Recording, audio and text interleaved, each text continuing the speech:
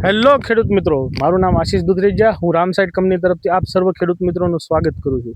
આજે આપણે મહુવા તાલુકાના ગોરસ ગામ ઉપર છીએ. ગોરસ ગામના એક પ્રગતિશીલ ખેડૂત જેમણે આપણું રામસાઇડ કંપનીનું વિઝોગ્રો એમના કપાસમાં છાંટ્યું છે, મગફળીમાં છાંટ્યું છે અને એને જે પરિણામ લીધું આપણે એનું પરિણામનું રિઝલ્ટ એમના પાસેથી જાણવા માટે આવ્યા છીએ. પહેલાં તો એ ભાઈનું પરિચય, નામ અને લઈએ.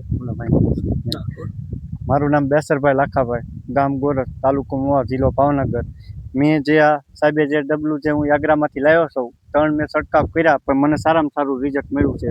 કે હવે મને એવું થાય છે કે આમાં ડીએપીનો છંટકાવ વાવવાનું નથી થતું, કારણ કે હજી આના 2 છંટકાવ કરવા છે. મને રિઝલ્ટ આમાં 100% મળ્યું છે.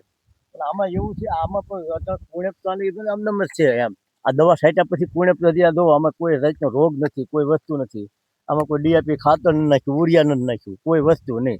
આ દવાનો 3 છંટકોરા કર્યા છે ને હજી 3 કરવા છે. આ કૂણો માખણ જે છોડવો નાઇટ્રોજનના હિસાબે, કૂણો જે છે આની કુણેપ તો લીલી કેટલી છે. એમ આનથી જ રિઝલ્ટ મળ્યું. નકર રિઝલ્ટ એક 3 વાર દવા છાંટી એક રિઝલ્ટ ન મળ્યું.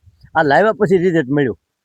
ઓલી 10,000ની દવા નાખીને પછી પાણીમાં ગઈ 50 વીઘામાં દવા છાંટી. તો ખેડૂત અમારે તો આ જ દવા વાપરવાની થાય, બાકી બીજે કંઈ વાપરવાનું નથી થતી. નથી ડીઆપી વાપરવું, નથી ઉરિયા નાખવું, કોઈ વસ્તુ કાંઈ કરવાનું નથી.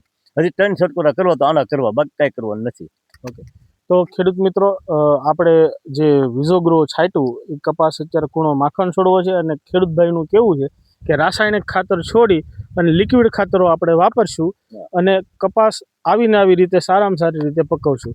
જય ભારત, જય જવાન, જય કિસાન.